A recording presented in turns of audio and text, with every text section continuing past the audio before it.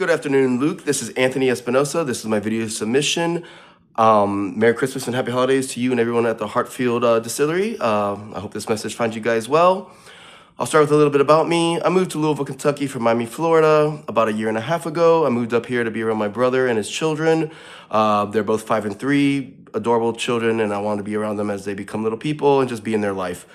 I've been in the hospitality and service and spirits world for about 20 years.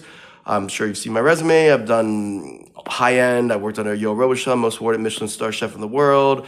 I was a brand ambassador with Geneva Spirits. I helped set up activations for both the Brooklyn Bar Coven and Tales of the Cocktail. I did cocktail competitions, brand education, sales, all of that. Really cool. Currently, while living up here, I was the bar manager at Enzo until unfortunate closing. And I currently work at the Last Refuge, the Bob Dylan Church whiskey bar. Really cool spot. And now onto your questions. My favorite bourbon and why. So growing up in Miami, you tend not to drink a lot of bourbon or whiskey just because it's really hot and you can't have 3 old fashions on the beach. You'll take a nap, but you can have like 6 margaritas. So moving up here, one of the things I wanted to do is learn about bourbon and just add to my portfolio and career and just have that in my wheelhouse. I personally tend to like wheated bourbons just because they tend to be a little bit sweeter, even though I'm not opposed to a rye.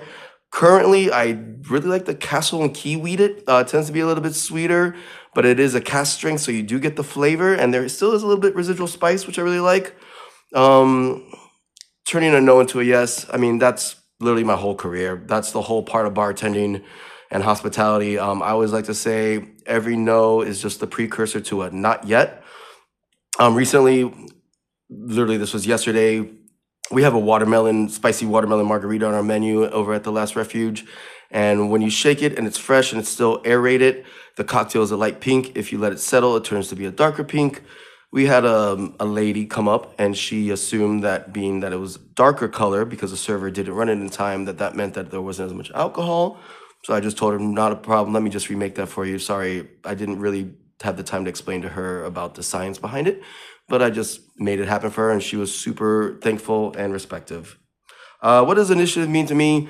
Man, it's just getting things done what have to be done. Do it yourself. If you see a problem, fix it. Every journey just starts with just doing it, one step. The hardest part about working out is just going to the gym. And then what I'm looking for in an employer, man, since I moved up here, I been trying to find my forever home, find a place I can grow with, and a place that'll really see what I have to offer. And yeah, and that's 250.